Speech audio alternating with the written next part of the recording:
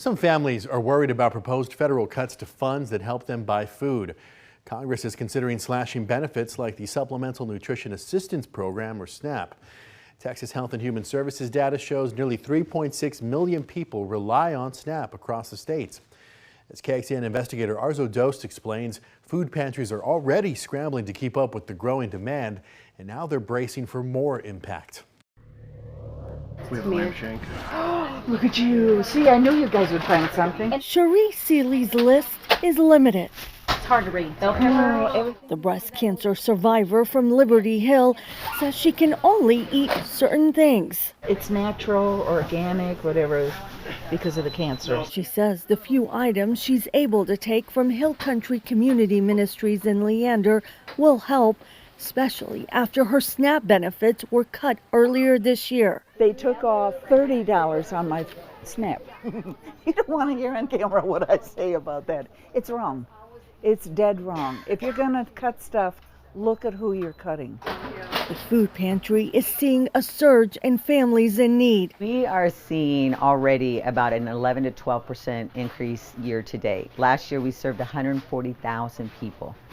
So you figure about 10% increase or so. We're going to probably serve 150,000 people this next year, which is insane. I mean, out of this tiny food pantry. What could potential SNAP cuts mean for Texas families? For every meal our food banks are able to put on the table, SNAP puts 9 meals.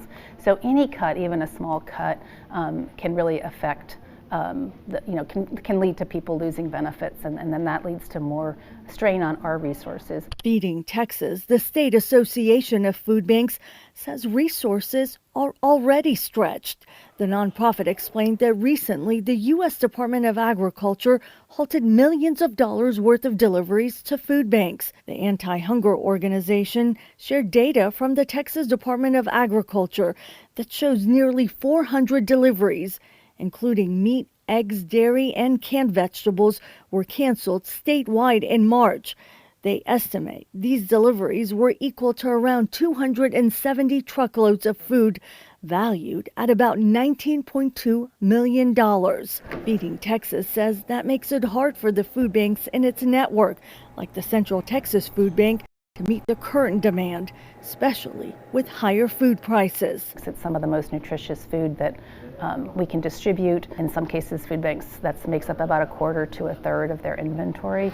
Can I do these two? Yep. Seeley says even with SNAP benefits, she's barely getting by. My income is $1,640 some cents for the month. Can you live on that? No. And then they want to cut the other stuff? No. So don't ask me to say what I think. Arezow Doost, Take care. KXAN Investigates. And we did ask the Texas Department of Agriculture about the impact of those canceled deliveries.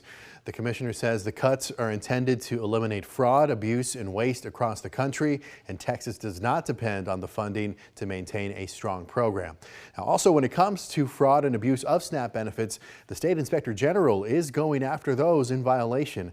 To read more about the number of investigations and how much money has been recovered in SNAP overpayments, just head to KXAN.com and click on this story.